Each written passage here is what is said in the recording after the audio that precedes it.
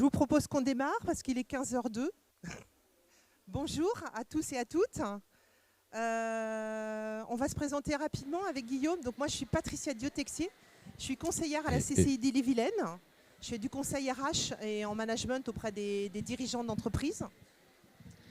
Eh bien, bonjour à tous, Guillaume Duchemin. Moi, je suis gérant de Catapulse et j'accompagne les dirigeants et leurs équipes pour leur permettre de mieux travailler ensemble. Et je suis basé à Rennes. Alors là, vous êtes sur l'atelier RSE et RH. Et ce qu'on va essayer de voir tous ensemble, c'est est-ce que ces deux-là, ils peuvent bien se marier ou pas? Et comment ils peuvent le faire et comment ils doivent le faire. Donc ce qu'on vous propose avec Guillaume, c'est de débuter par un petit... comment on pourrait dire, Guillaume? On a imaginé ce que c'était aujourd'hui un entretien d'embauche entre une entreprise et un candidat qui a quelques convictions et qui a une recherche particulière d'entreprise. Donc moi je suis la patronne, c'est moi qui vais recruter et mon entreprise elle s'appelle Texfil et elle fait du négoce et de la fabrication de produits textiles comme elle l'indique. Et donc Guillaume, moi je suis nouvel arrivant en Bretagne et j'ai envie de postuler à une offre de chef d'équipe chez Texfil. Mais j'ai pas envie de choisir n'importe quelle entreprise, alors j'ai proposé à Madame Diot-Texier de la recevoir en entretien. Et on va vous présenter ce petit entretien d'embauche. On y va ? Je t'appelle. Non, on démarre comme ça. Pas. Alors on imagine, je reçois Patricia, je suis le candidat et je lui ai demandé de venir parce que j'ai envie d'en savoir un peu plus sur son entreprise, savoir quels sont ses engagements, ses convictions. Bonjour Patricia. Bonjour Guillaume. Bon, merci d'avoir accepté de venir me rencontrer. Avec plaisir. Voilà, moi j'avais... Alors votre offre, elle est intéressante, mais vraiment j'aimerais un peu en savoir un peu plus sur votre entreprise. Et je suis allé sur votre site internet là avant que vous arriviez et c'est vrai que j'ai cherché la rubrique engagement RSE, j'ai pas trouvé. Alors je me suis dit, mais est-ce que vous avez quelque chose à me cacher, Patricia ? Non, pas du tout, Guillaume, mais je pensais d'abord vous présenter mon entreprise et peut-être qu'on puisse échanger ensemble sur le poste que je vous propose, là, de chef d'équipe. Alors, le poste, c'est une chose, mais moi, j'ai vraiment, avant qu'on parle du boulot, moi, j'ai vraiment envie de savoir quelles sont vos valeurs et ce que vous défendez comme projet. Alors c'est moi qui vais poser les questions, ça vous dérange pas ? Je vois que les choses ont changé. On me l'avait dit que maintenant c'était les candidats qui posaient les questions et un peu moins les recruteurs. Et ben voilà, vous êtes devant le fait accompli. Allez-y Guillaume, je vous écoute. Merci. Donc c'est moi qui vais mener l'entretien. Sympa. Il y a du vécu ? Bon, alors Patricia, je vous ai dit, votre site internet, c'est vrai que c'était pas très clair. Donc si on commence là, le milieu du textile, vous avez beaucoup de fournisseurs, on est d'accord ? Oui. Et alors comment vous garantissez finalement les engagements de vos fournisseurs, leurs convictions, le respect des valeurs sociales voilà, comment ça marche chez vous ça ? Alors, comment ça marche ? Écoutez, nous sommes une petite PME. Je travaille avec mes équipes. On fait des réunions régulièrement. Et en fonction de ma liste de fournisseurs, j'essaye d'identifier à travers certaines initiatives et certaines actions ce qu'ils peuvent mettre en place et si ça correspond aux valeurs de mon entreprise. Ok. Moi, c'est important pour moi de savoir en tout cas si l'entreprise elle a des engagements forts avec ses fournisseurs. Et alors, autre question, Patricia, moi je reviens sur vos actions. Qu'est-ce que vous avez mis en place concrètement là, dans votre entreprise avec les équipes ? Est-ce que les salariés ils ont la possibilité de porter des actions, de soutenir des initiatives locales ? Ça existe, ça ? Oui, bien sûr. On y a réfléchi tous ensemble et en fait, par exemple, on fait partie d'une association qui s'appelle l'association Cœur d'Émeraude, qui participe au ramassage des déchets en mer. C'est tous les mois de juin de chaque année. Et c'est important pour mes salariés qui puissent participer à des actions qui se mettent en place dans notre région et sur des actions comme ça qui ont un rôle quand même vertueux en fait pour les salariés. Ok, ça me parle. Juste comme ça, là, j'ai visité votre entreprise là, et j'ai vu en arrivant là, des grandes bennes sur le côté là, dans l'entrepôt avec des chutes de textiles. Rassurez-moi, vous en faites quelque chose ça ? Non. Pas encore. En fait, Ah. ça c'est pareil. C'est un projet, une initiative qu'on a en tête. Mais vous savez, nous sommes une petite entreprise. On ne peut pas tout faire en même temps. Mais j'ai prévu de faire appel à un conseiller de la CCI d'Ille-et-Vilaine qui va me dire faire un diagnostic RSE. Et il m'aidera à mettre en place un plan d'action opérationnel. Et je suis sûre qu'on pourra réfléchir à une meilleure gestion de nos déchets. Merci Patricia. En tout cas, avec plaisir. Ça me paraît clair. Et dernière chose avant de se quitter, moi j'ai quand même envie de savoir quelles sont vos convictions profondes vis-à-vis de la RSE. Est-ce que vous êtes porté par ces sujets aujourd'hui ? Écoutez, je m'interroge, je vous avoue, sur les effets de la RSE au sein de mon entreprise, parce qu'il y a beaucoup d'effets de mode, quelquefois dans les boîtes, surtout dans les petites PME. Je sais que depuis le Covid, les candidats sont à la recherche d'entreprises qui mettent en place des initiatives et qui s'engagent au sein de la société, au sein de la planète.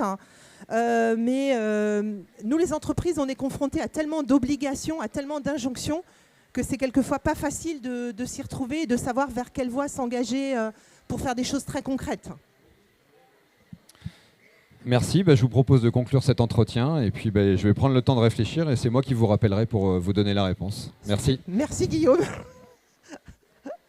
Je vous rappellerai. Alors écoutez, nous avons souhaité vous faire cette simulation en fait, d'entretien parce que ça correspond globalement à la réalité de ce qui se passe dans les entreprises. Et puisque les ressources humaines et la RSE sont deux domaines qui sont étroitement liés, on voulait vous permettre de réfléchir et de prendre conscience aussi aux enjeux qui peuvent être associés à ces deux grands domaines de la vie en entreprise. Ouais, vas-y.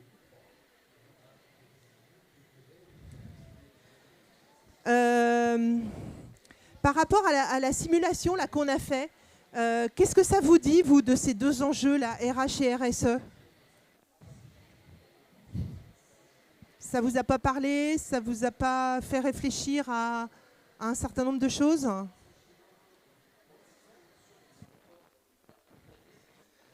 Je vais vous passer le micro. Là, ça touche à la marque employeur, en fait. Madame nous disait, elle nous parlait de marque employeur. Ouais. Effectivement, vous avez raison. La marque employeur, on travaille sur les valeurs, la culture de l'entreprise. Et quand les entreprises mettent en place des actions, des initiatives dans ce domaine, effectivement, c'est un moyen de valoriser en fait, la culture de l'entreprise et de la mettre en avant auprès des candidats.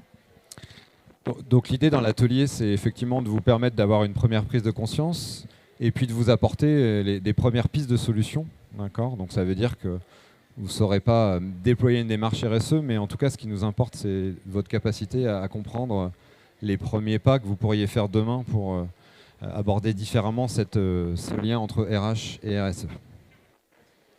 Alors, là, on vous propose un petit test de vue. Puisqu'on a fait le test de l'entretien, là, on vous propose le petit test de vue, en fait. Qu'est-ce que vous voyez ? Est-ce que vous avez vos lunettes ? Est-ce que vous avez une bonne vue ? 10 sur 10 ? Bon, a priori, oui. A priori, oui, tout le monde va bien. Donc, vous voyez RSE, RH, RSE, RH qui se définissent là, sur le 10 sur 10. Et est-ce que la définition de la RSE est claire pour chacun d'entre vous ? Qu'est-ce que vous mettez derrière la RSE, en fait ?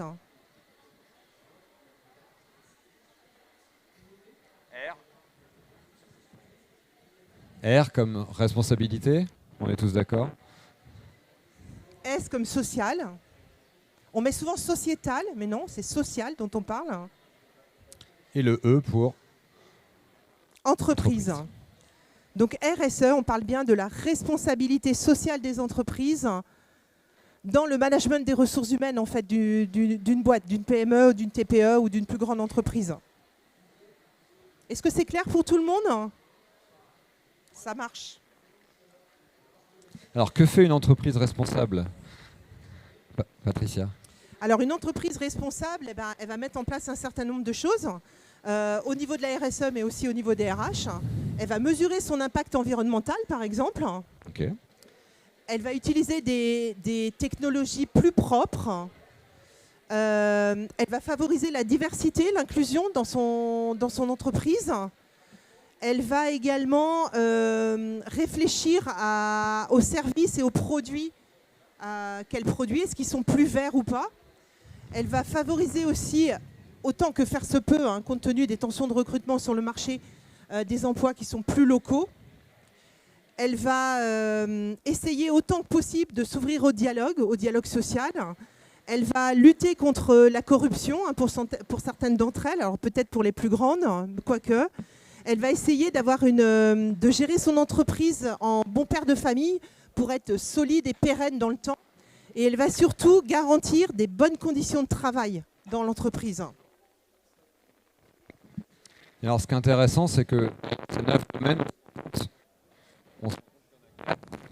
qui sont liés à la RH.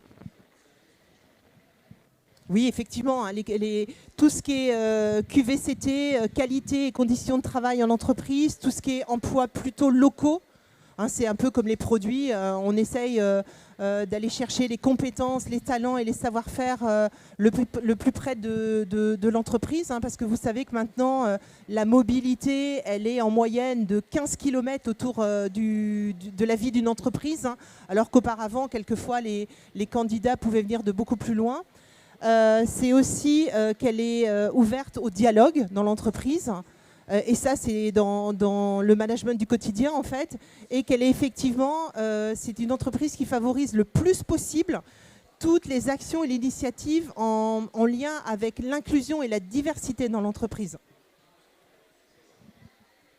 Ok. Alors, j'avais envie de faire un petit sondage avec les participants. Là. Je vais vous proposer de vous lever.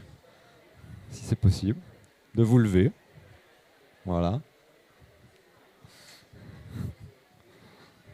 Ça ne sera pas dangereux, vous inquiétez pas.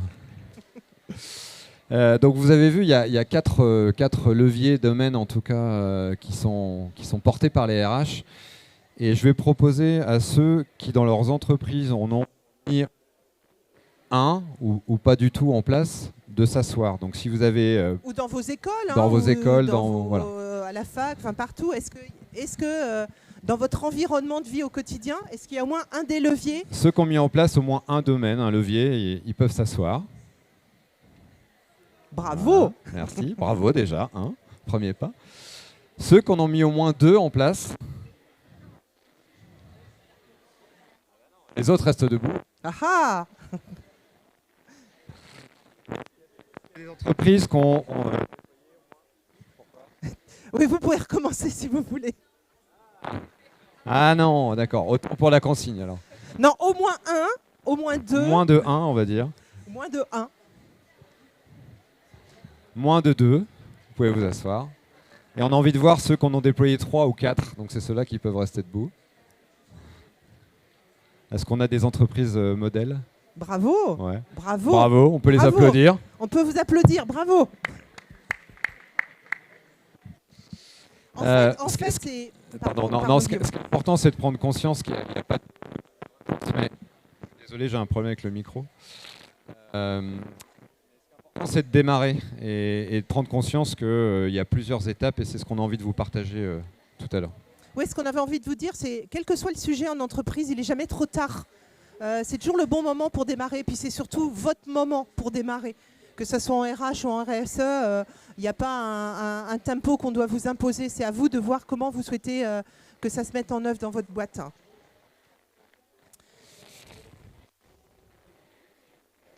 En fait, là, on vous a sorti un chiffre qui est quand même assez intéressant. C'est que 78% des salariés, là, actuellement, préfèrent rejoindre une entreprise qui s'est engagée pour la transition écologique. Et ça fait partie des questions. Dans la petite simulation qu'on vous a fait avec Guillaume, c'est exactement un cas qui peut se vivre en entreprise. Les salariés vont vous poser des questions très concrètes sur ce qui a été mis en œuvre. Et les jeunes, la jeune génération maintenant, est très très intéressée. Et c'est pas, ils veulent pas des discours un peu surfaits, ils veulent des choses très concrètes. Oui. Oui, c'était en France. En France, pardon.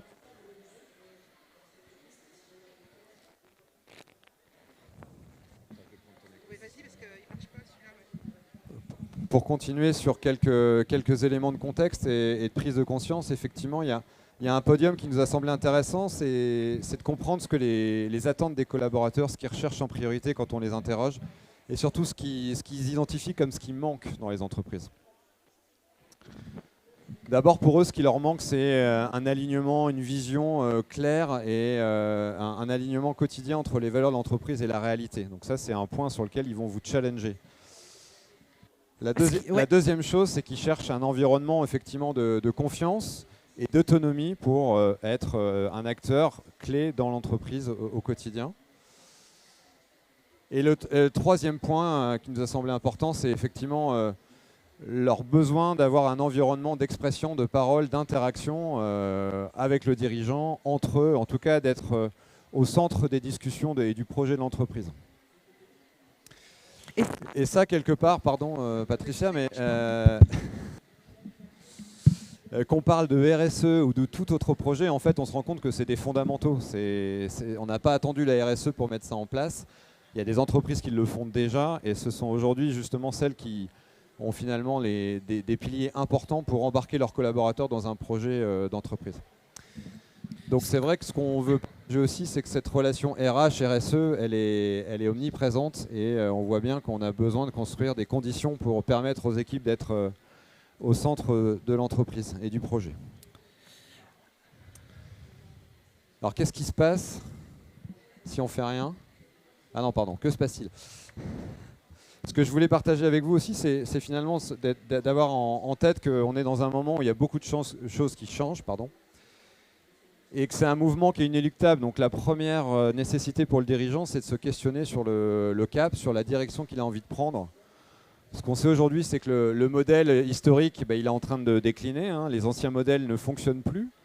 Donc les dirigeants, les équipes cherchent des nouvelles voies. Et s'il y a un modèle qui est en déclin, forcément, ça veut dire qu'il y en a d'autres qui arrivent. Et ceux qui arrivent aujourd'hui, c'est l'intelligence collective, c'est les nouveaux modes de management, c'est la RSE, c'est l'intelligence artificielle, c'est tout ce qui nous entoure et tout ce qui fait bouger les lignes aujourd'hui. Et ça, forcément, ça crée de la perturbation. Donc c'est ce qu'on vit aujourd'hui, c'est ce qui crée des doutes dans les entreprises, chez les entrepreneurs. Mais c'est aussi l'occasion de repenser les choses et de rebâtir un cap. Et il y a des solutions, effectivement, mais ça passera forcément par votre envie en tant que dirigeant de choisir une nouvelle direction et de la partager avec vos équipes. Si vous êtes clair dans le cap, forcément, vous pourrez embarquer vos équipes. Voilà. Oui, puis on l'a vu là, par exemple, dans les entreprises où les tensions de recrutement sont fortes. On n'a pas de baguette magique, on n'a pas la baguette d'Harry Potter.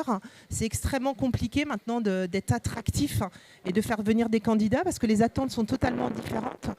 Ça, il faut le prendre en compte. Il ne faut pas se dire c'était mieux avant, ça c'est fini.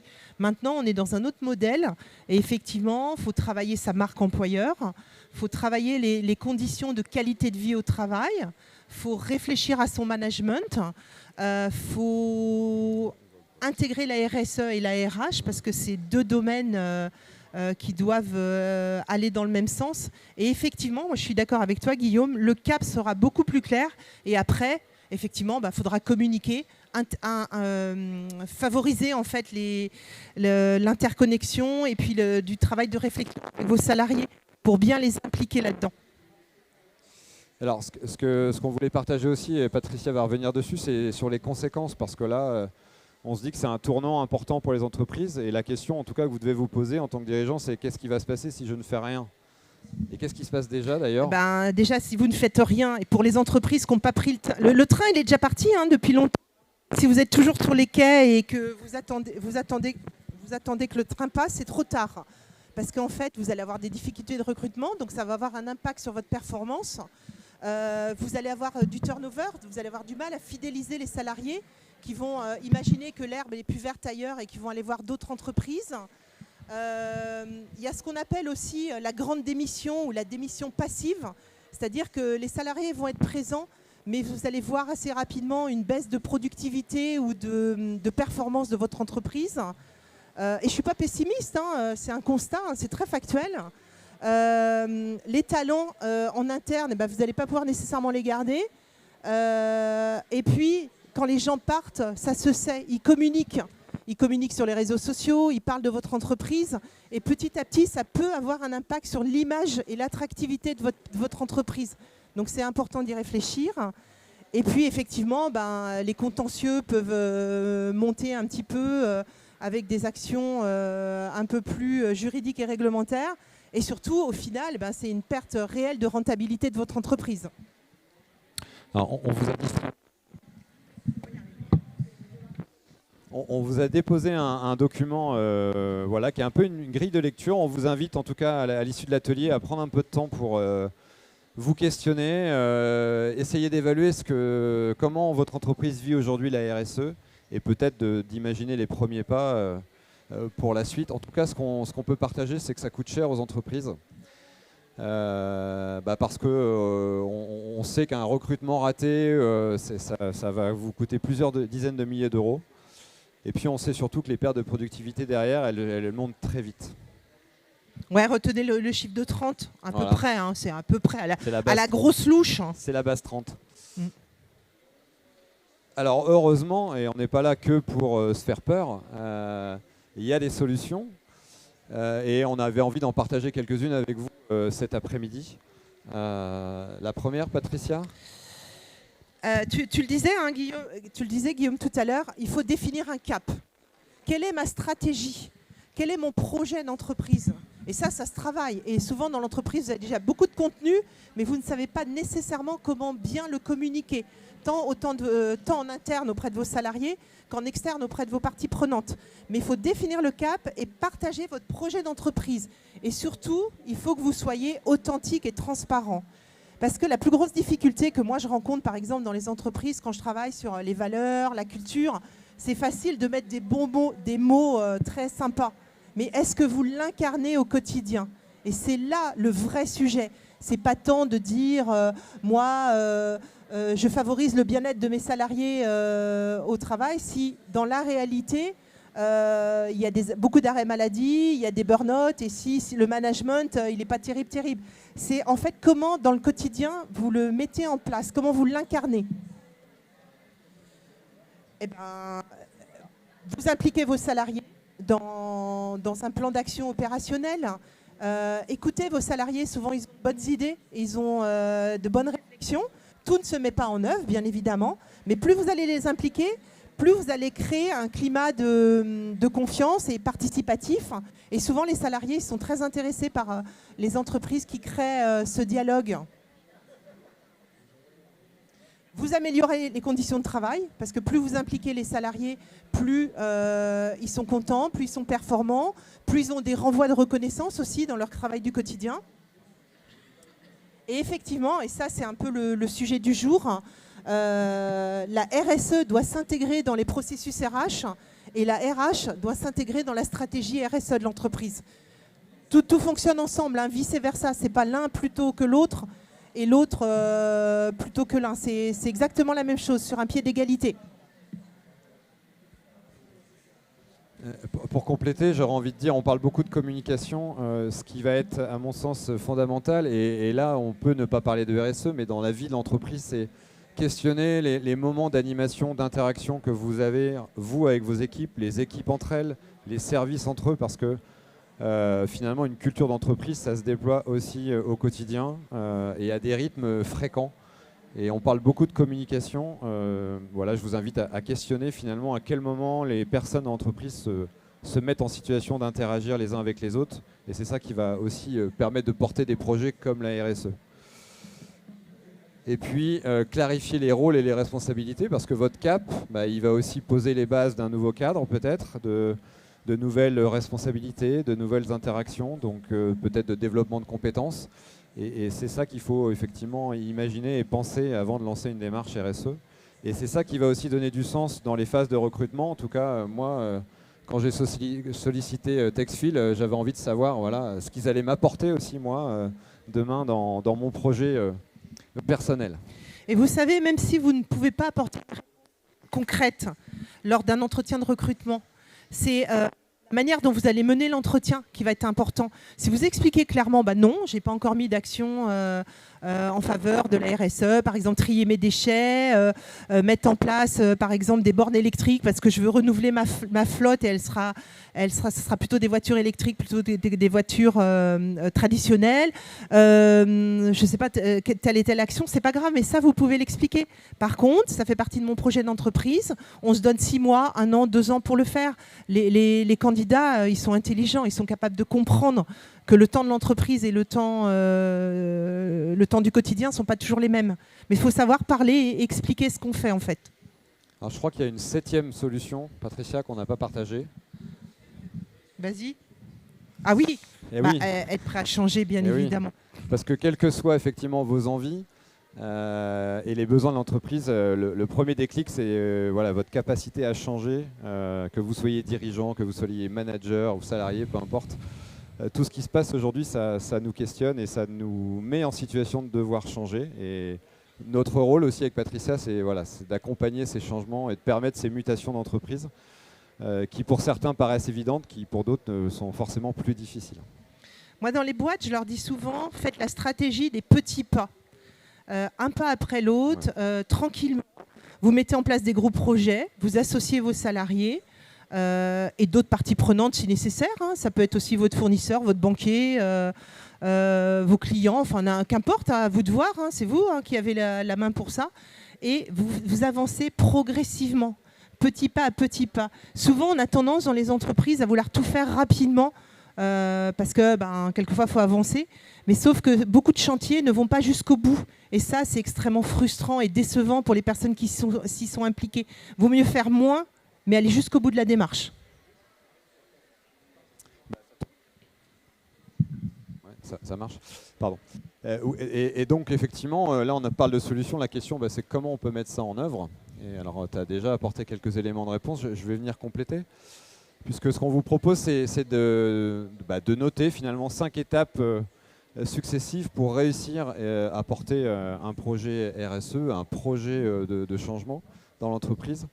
Et la première étape, elle est valable à chaque fois, c'est déjà de se poser la question où je suis aujourd'hui, où est mon entreprise, où en sont mes équipes pour finalement avoir une vision claire de la situation. Parce que ça, c'est votre point de départ.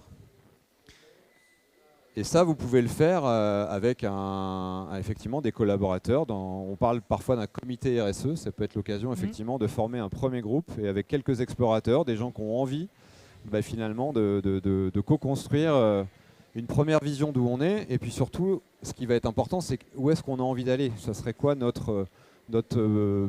prochaines étapes réalistes, d'accord, mais en même temps celles qui vont finalement donner le cadre et le cap de l'entreprise. Et c'est ce qui va porter l'ensemble des projets. C'est ce qui va ensuite permettre de se poser la question, par quoi on commence ? Quelles sont nos 3 premières actions clés qu'on va mettre en œuvre, pour lesquelles on va solliciter les collaborateurs et surtout sur lesquelles on va pouvoir communiquer. Puisque moi, si je veux partager des informations sur le site internet, il faut quelque part que j'ai aussi la conviction d'être sincère avec ce que je vais communiquer. Et donc, il faut l'avoir mis en place. Oui, puis souvent, il y a beaucoup d'actions, beaucoup de contenu dans les entreprises, mais elles ne sont pas assez communiquées. Il y a souvent 2 difficultés dans une entreprise, c'est l'organisation et la communication. Et souvent, il y a plein de choses, des bonnes initiatives, mais on ne communique pas suffisamment sur ce qu'on fait en fait. Et puis une fois qu'on a fait ça, peut-être qu'on était 3, 4, effectivement, une petite team à construire cette vision, à faire des choix.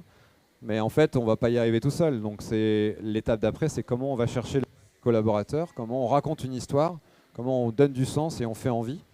Et ça peut être une après-midi, une journée, une matinée, en tout cas un moment qui est pensé avec le reste de l'entreprise pour qu'on puisse finalement permettre à chacun de s'identifier dans le projet. Et ça a un intérêt, c'est qu'aussi ce que vous allez mettre en œuvre va forcément résonner à l'extérieur de l'entreprise au travers des collaborateurs. Donc c'est eux qui deviennent aussi force de conviction pour recruter. Oui, parce qu'effectivement, la marque employeur dont on parlait tout à l'heure, en début d'atelier, c'est de montrer ce qui se vit à l'intérieur de l'entreprise. Moi, j'appelle ça la pub bifidus. Vous savez, il faut faire votre bifidus dans l'entreprise. C'est que ce qui se vit à l'intérieur doit se voir à l'extérieur. Et il faut que votre yaourt il soit bon. Et la cinquième étape, bah, c'est parfois la plus difficile, puisque effectivement, comme dans tous les projets, on a plein de bonnes idées. On a peut-être fait des choix, mais c'est surtout qu'après, bah, il faut les mettre en œuvre.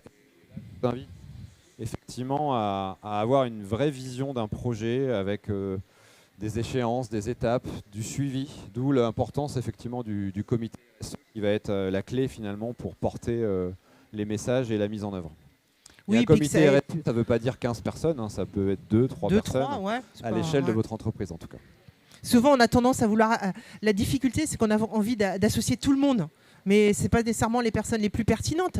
Vous pouvez raccrocher les personnes au fur et à mesure, selon le déroulement du plan d'action. Et vous pouvez commencer la stratégie des petits pas. Hein. Faire un petit comité avec 2-3 personnes et voir comment ça commence à se vivre. Et puis, petit à petit, associer les bonnes personnes. Souvent, on a tendance à vouloir faire venir tout le monde. Enfin, donc voilà, la stratégie des petits Ma pas. stratégie elle est des là. petits pas. Étape par étape. Ce qui est Pas, important, pas après pas. pas après pas et en transparence avec l'entreprise, parce qu'effectivement, dans la vie de l'entreprise, il y a des moments où on n'a pas le choix que de devoir s'arrêter, mettre en stand-by et repartir. Ce qui est important, c'est comment on partage ça avec le reste de l'entreprise et les salariés. Ils seront toujours capables d'entendre qu'à un moment, effectivement, il y a Oui, une bien priorité sûr, différente. Est-ce qu'on a tout dit, Patricia? On a dit déjà pas mal de choses. Hein, et nous, on a envie de vous questionner. Hein, on vous sollicite cet après-midi. Là, par rapport à tout ce qu'on vient de dire, hein, et par rapport à votre vécu, et par rapport à tout ce que vous pouvez faire ou voir dans votre entreprise, est-ce que déjà, ça vous permet de réfléchir un petit peu différemment à ce que vous vivez là, dans votre quotidien ou à ce que vous mettez en place dans votre entreprise? On vous laisse 30 secondes pour y réfléchir. Ça peut conforter déjà ce qui se met en place. Il n'y a pas toujours de remise en cause. On peut déjà checker, te dire, tiens, ça déjà, je le fais, mais je ne l'avais pas nécessairement identifié à ce niveau-là. Mais il y a peut-être un ou deux sujets quand même qui vous parlent là, et de vous dire, tiens, ça m'a interpellé dans ce que Guillaume et Patricia m'ont dit. Est-ce que quelqu'un veut partager le fruit de ses réflexions? Vous êtes sage. Alors on va vous laisser 2 minutes pour partager avec votre voisin de gauche, de droite, de derrière, peu importe. Mais c'est important pour vous aussi de partager. Donc allez-y, trouvez quelqu'un, binôme, et puis partagez votre situation et vos prochains petits pas. Allez, on vous laisse. Ça marche mieux qu'avec nous. Hein. Rapprochez-vous. Est-ce qu'il y en a qui cherchent un binôme? Moi, je vais me mettre avec le monsieur, je vais faire le binôme.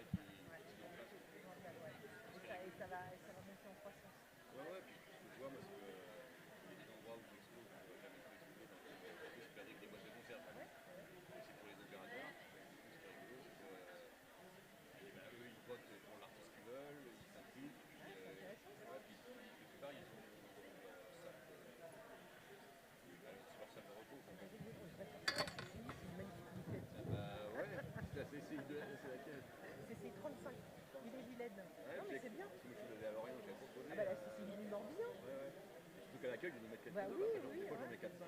Ah, c'est bien. Et en plus, ça fait une démarche aussi citoyenne de faire marcher les artistes. Vous voyez, ouais, voilà, c'est ça. Et puis si par exemple, vis-à-vis de vos clients, vis-à-vis de vos partenaires, tout ça, c'est à valoriser ça en fait.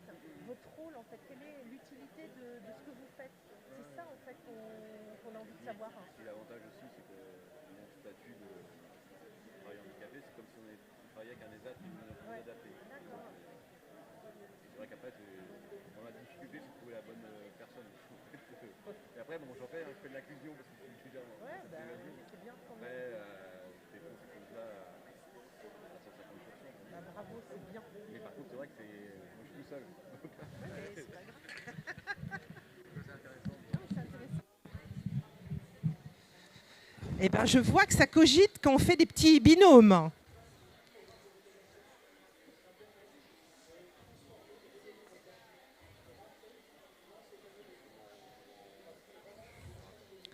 Et est-ce que quelqu'un, là, par rapport aux discussions que vous avez échangées entre vous, est-ce que l'un d'entre vous ou l'une d'entre vous a envie de partager ce qui s'est dit? Parce que ça semble plus facile de réfléchir en petits groupes. Non, vous avez tout dit déjà. Bah, Est-ce que vous avez envie de partager un point? Non, c'est vrai. C'est beau, ils sont beaucoup moins à l'aise, mais nous non plus, on n'est pas hyper à l'aise. C'est dingue ça, hein, parce qu'ils ont plein d'idées, plein de belles initiatives. Donc comment est-ce qu'on pourrait conclure, Guillaume, finalement, de cet atelier-là qu'on a animé tous les deux? On pourrait peut-être leur demander de nous applaudir, non? Ouais, voilà, déjà. Merci. Merci à vous. Voilà, on peut leur dire aussi qu'on est à disposition pour en discuter un peu plus. Moi, j'ai un stand pas très loin, au 195, donc ouais, puis nous, n'hésitez pas à passer. On a le stand de la CCI, donc si vous êtes intéressés, hein, Guillaume et moi, on est à même de vous répondre avec un peu plus de détails. Là, on vous a présenté qu'une toute petite partie du travail qu'on pouvait mener, mais ça vous donne une idée de la manière dont on peut accompagner l'ARH et la RSE qui sont effectivement interdépendantes l'une de l'autre. Donc on va bien les marier ces deux-là. Et ce que je voulais dire aussi, c'est quels que soient les projets, puisqu'on a parlé de qualité, de démarche d'amélioration continue, de lean management, maintenant de RSE, le point commun entre tout ça, ce sont les équipes, le dirigeant et ses équipes. Donc c'est aussi par là vraiment que ça commence, c'est le message qu'on voulait passer aujourd'hui. Oui, exactement. Voilà. Une entreprise, il ne faut jamais oublier, hein, c'est pas que des produits et des services. Elle est d'abord et avant tout, enfin moi je suis RH, donc ça me tient à cœur, elle est avant tout composée d'hommes et de femmes. Avec leurs défauts, leurs qualités, leur expérience, leurs compétences. Et c'est important ça, de regarder aussi du côté des collaborateurs. Merci. Merci à vous. tous. Bonne continuation. Bon salon. Bon salon.